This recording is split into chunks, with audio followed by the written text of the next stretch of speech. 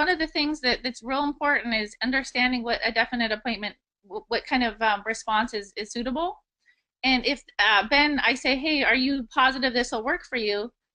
Can you give us some examples of what's not a definite answer that could be disguised as one, perhaps? Yeah, this is good. So in our old business, Mer, I don't know if you remember, I used to tell everybody, so guys, it's payday and it's time for you to collect the check. And you're asking me where the paycheck is, and I'll say, listen, I think I should have that to you later on tonight. How do you feel when I said that to you about your paycheck? Are you feeling that that's a definite answer? Or are you thinking that there's a good chance that you're probably not going to get paid? Right? Or somebody says to you, yeah, I should be able to pay you tonight.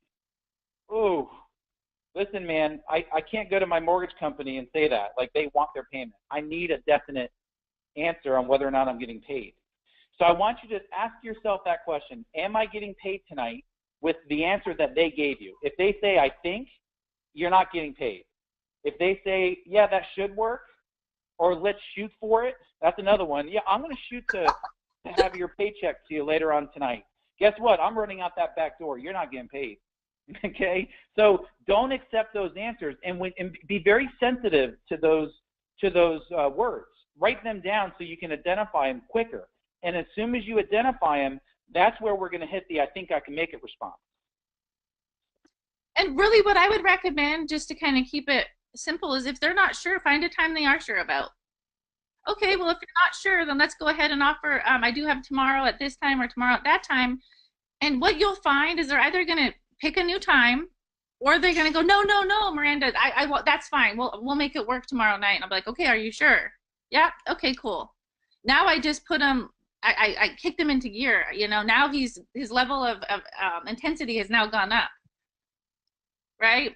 And the other side of that is when you hit that, you say, listen, are you sure that's going to be a definite time for you? And they say to you, yeah, it should. Well, listen, John, I totally can appreciate that, but listen, I'm meeting with about 15 families a day, and I want to make sure that I'm giving the times to the families that are definitely going to be able to make it. So if that's not going to work for you, let's go and go back to the calendar, and let's find a definite day or time that's going to work for both you and Jane. And then he'll either, like what Miranda said, he'll either start to be on your side. He'll be your cheerleader. Like, he'll start to prove to you that that's a good time, which now you're solid.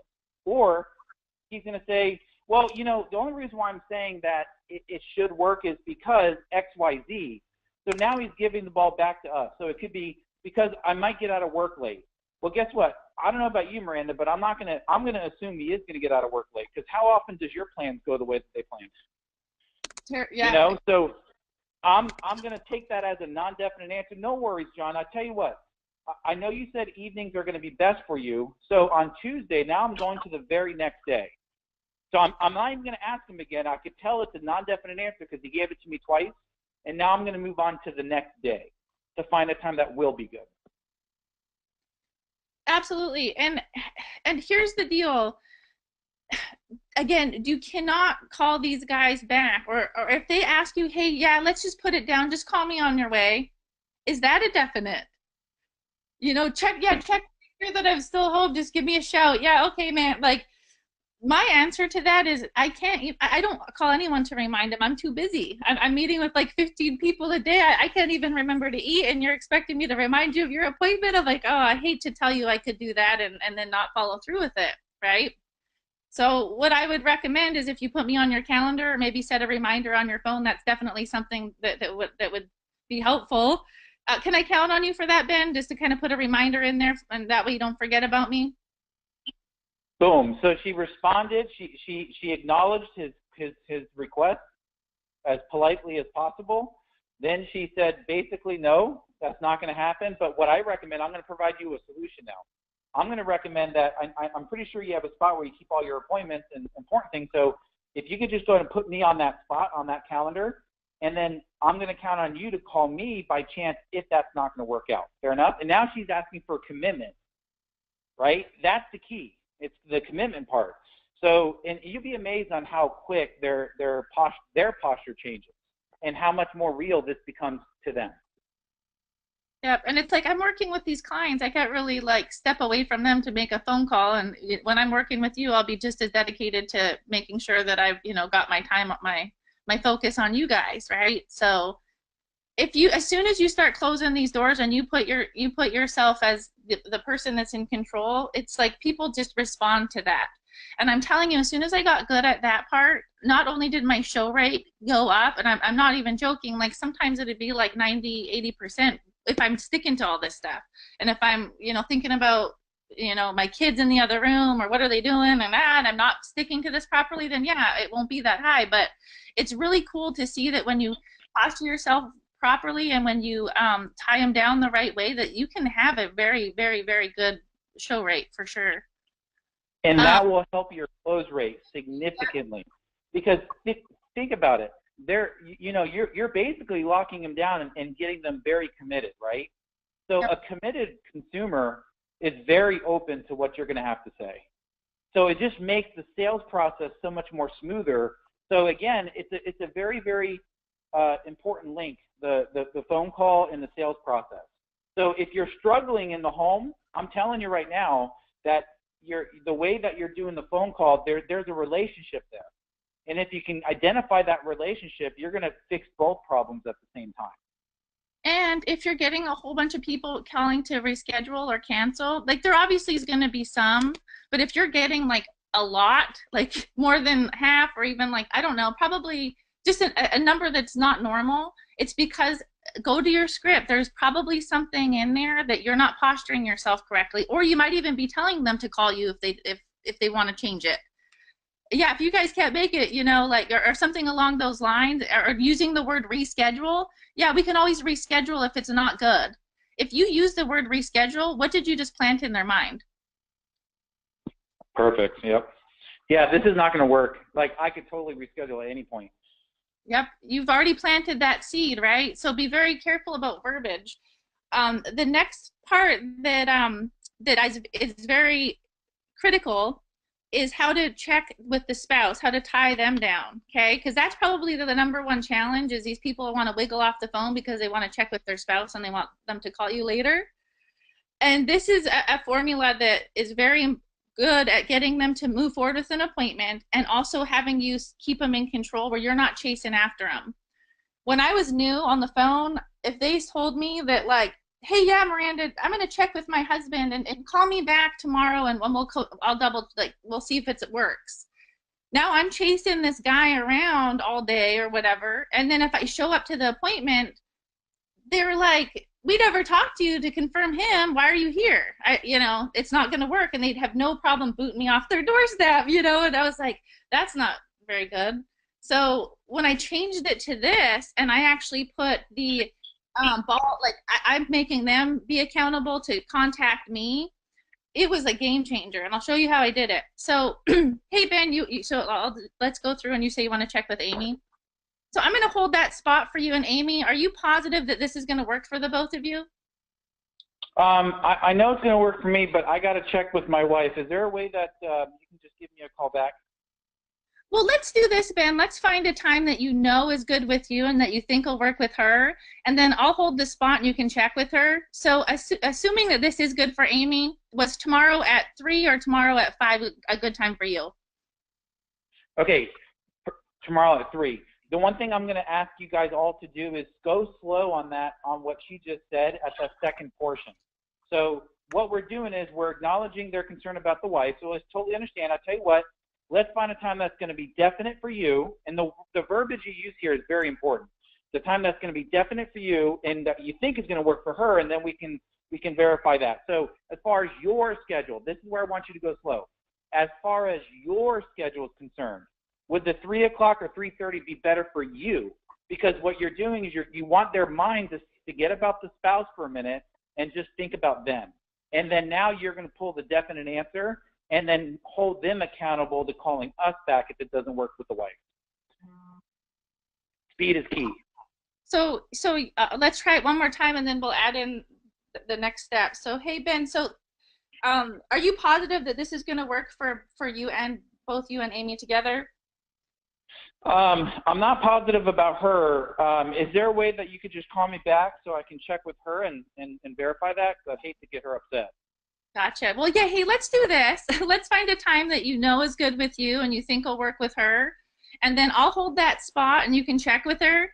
So, assuming that this time works out for Amy, would Wednesday at 3 or Wednesday at 5 definitely be good just for you? Oh, well, 3 o'clock is perfect for me. It is. Okay. So I'll hold that spot. If you could give her a call real quick right after we hang up. And if it isn't good, call me back today by like, I would say, I don't know, 4 o'clock this evening. If I don't hear back from you by then, I'm just going to assume that we're all set and I'll look forward to seeing you at the appointment time. Is that fair enough? Fair enough. Now, I know this is challenging some of your guys' beliefs here because typically we don't want to give our phone numbers, right? I know that's the thought process because if they have a phone number, then they're more likely to cancel. That may or may not be true, but I tell you what's more true, that they're more likely to cancel if we don't make a strong appointment. Yeah. And so we have to give them a way to communicate with us if we're going to hold them accountable. So we're just turning the tables. Okay, so again, we're not suggesting we change a system. We're just telling you what the best practices are for getting the best results on the appointment setting side, specifically with the call-in leads, but these same principles can be true for all leads that we work. Yep. And what all is I'm trying to do is just put the ball in their court. That's all I'm doing is, guys, call them right now. If it's not good, call me in and out. And I really like doing it within an hour. But again, if it's gonna whatever, just put a deadline on it. So that way, if they don't call you by then, you're a done deal. And now if you show up there, it's their fault for them not calling you in the time that they just agreed on. And this was an absolute light bulb went off. I was like, oh my goodness. It was like the people when I showed up there, it was like I was dealing with a whole new set of prospects at that point. So guys, it's crazy what happens to the show factor with this. So actually, it's crazy what happens to both your book rate and your show rate. What happens is you're going to be capturing more appointments because you're now separating his schedule and her schedule. So you're capturing another 10 or 15% just by doing that. And then what happens is by locking it down the way that we do it, you're going to capture another 20 or 30% or more on the show factor. Now put all that together and tell me what you think that's going to mean to the end result and how many families you help. I mean, it's a significant difference. And we used to track that. We had a system that tracked that. And when we would do a 2-week training for booking, I mean, really, we would take a long time. This is an hour. We would take weeks to train an appointment setter. And very quickly, the system identifies what their show rate is. And just because of how low their show rate is, we knew exactly where in the script they were faltering, right? And it's usually in the date and time progression for the show factor. And Ben, there was a question that says, what if they give and it should work and you go back and select a new time, but then they won't commit to a definite time because of they're so busy? Perfect. So just like, and that's going to happen, and we'll role play that just in a second here. But if that does happen, just know what they're telling you is you need to find a different time, right? And then what's going to happen is when you start to dive in, it's probably because of the spouse's schedule as we dig in. And if that's the case, we already know where we can go. We can separate the spouse schedule and their schedule. So do you want to role play that, Mer? Yeah, and I think if it pushed outside of the confinements of me booking it this week or next week or whatever, something that I actually had mapped out, if they were being really challenging, I would go back to making sure that if I'm going to really try to work around someone to make sure that they're not just putting me off because they don't know how to say no, and that there's a legitimate interest. So I might go back to the same question I talked about earlier and saying, guys, obviously, you responded back into this mailing or called in to the postcard because you were concerned about making sure your family's in a good spot. So, before we kind of like you start calling them back or do anything crazy that you've really tried to work with, I'd say, guys, like, is this something that what part of that stood out as a concern for you guys? And I just want to make sure I'm calling them out a little. So, and they might tell you, no, it's not. I don't care. And then you're like, okay, cool. That way I didn't waste any more time. Or they're going to snap into gear, and then you're dealing with a serious person. Well, and what typically happens when you do that too is the real reason why they're saying that they can't make it's going to come out. So if Yep. they are serious, they'll say, no, no, we're definitely interested. It's just that, and then they'll give the reason. It's either it's just that because my wife and I, we work opposite schedules, or it's because, my schedule is pretty good, but my wife's schedule is pretty difficult. But in both of those scenarios, now we know where we can go. So the other way that I handle it, Mer, is if I'm convinced that this is something that they're interested in, and they say to me basically twice that they're just unsure and they're pushing back, I'm going to say, listen, let me ask you a question. Are you unsure because of your work schedule, or are you unsure because of maybe your wife's schedule? And again, I'm giving them a choice. I'm helping them communicate with me so I can find a solution. And if I bring that out right away, they always tell me one or the other. So if it's the work schedule, we can just work around it. We start to ask a few questions. That's okay. Great time to build a little bit of rapport, what type of work you do. And then we say, do you typically work Monday through Friday, have off Saturdays and Sundays, or generally what's your schedule like? Just to find out a little bit more information when they're home. And then if they talk about, no, it's totally my spouse, well, Miranda just went into that, how we can separate the spouse schedule from his schedule. And you might want to check with your upline on it, but for me, I like having some pipelined appointments, which means like I typically like going into my next week with about 5 scheduled ahead of time, and that's not meaning I did that on purpose. Like my schedule probably filled up. Like let's say they could do an evening only, and my evenings were full on the times I could run appointments, so I start putting them onto next week, or maybe the people are out of town now they're on next week.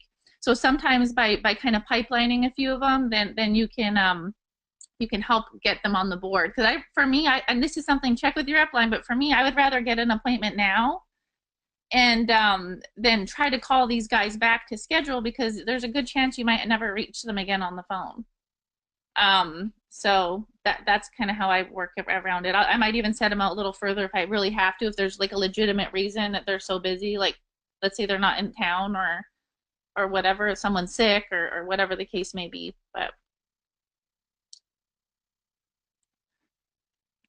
Ben, are you still there? Yep, I'm here. Sorry, I was talking on the mute. As a key point, just on that topic, and then we'll be done with it, is if you do that, just know that what we do is we'll call them on Friday to confirm, because we don't want to assume that's the appointment. That's a little bit further away, right? So those really aren't appointments. Those are just possibilities. So any of those pipeline appointments that we book, we typically confirm those on Friday when we start our dialing, and either knock them out or confirm them in. But again, that's all just what we do on our team. So you guys please approach your mentors and ask them what their guidance are. But Mur, I know we're approaching top of the hour here. And are there any more questions and anything that we can help with? A lot of people are asking for the script. We'll find a way to get that out.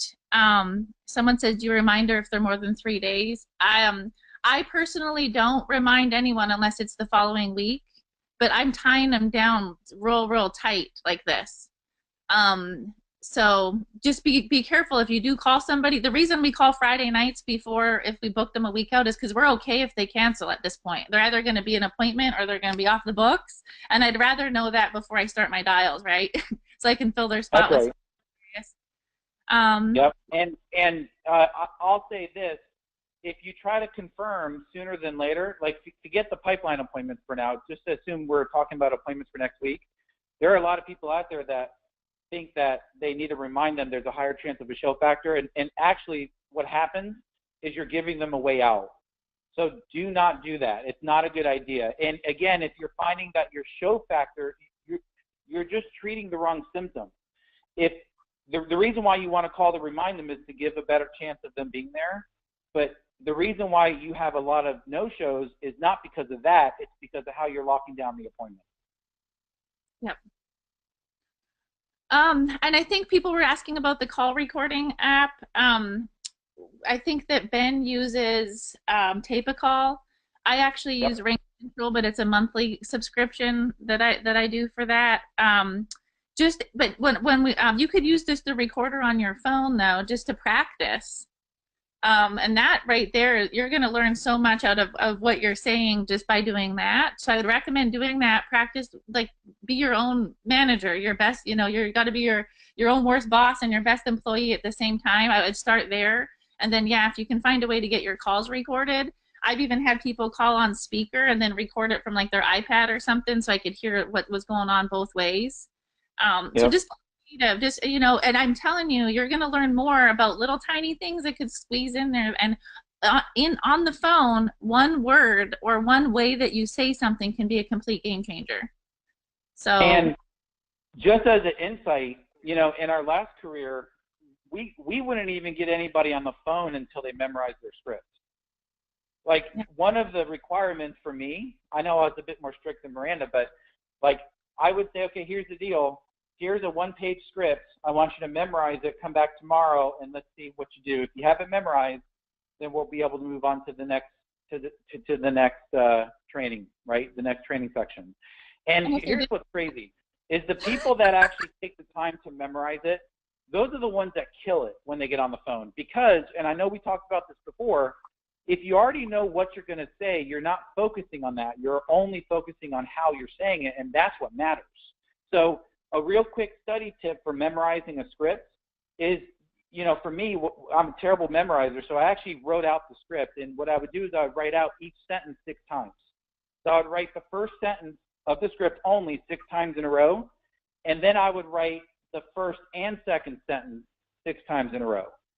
And then I would write the first, second, and third sentence 6 times in a row. And I would do that through the entire script. And my hand would hurt like crazy at the end, but I think it took me like an hour and a half. In an hour and a half, I had that script memorized. Because there's no way your brain can't memorize it through repetition. And the same thing Right. goes at this reading it. I think, Ben, is what we would do is read it out loud 6 times first and then break it down words at a time. But yeah, absolutely, guys. This is your business. You know, you can drive it like a Ferrari, or you can, you know, drive it like a Pinto, as they say. So, you know, the ball's in your hands. We're going to find a way to get this script circulated. And I'm sure that we can get that done today to these guys so that they've got it for dials tomorrow and tonight. Yep. I'm not exactly sure what we're going to do, but I'm sure they could email it if anything. So. Yeah, I think what I'm going to do is I'm going to put a request in for Pam. We'll just send it to Pam and then have Pam send it off to everybody else. At least that way you have something to work off of. But guys, get excited. This is some exciting stuff here. And I hope this was beneficial. We really try to condense this. I know it sounded like it was a long training, but really is not as long as it could be. So if you enjoyed it, please share that with your mentor. But other than that, is there any other final questions we can answer before we get off? Tom says that for Android phone, Record My Call is a great app that can be configured to upload a call to Dropbox or Google automatically. And rebuttal, speak, okay, oh, sorry, blah, blah. Okay, yeah, I think we're good on all this, unless there was something that I missed. But yeah, all right, guys, I hope it was helpful. And yeah, we went a little over, but I'm sure that it'll be a very, very impactful. And I guess that's it. All right, guys, have a great day. Have a great weekend. We'll talk to you soon.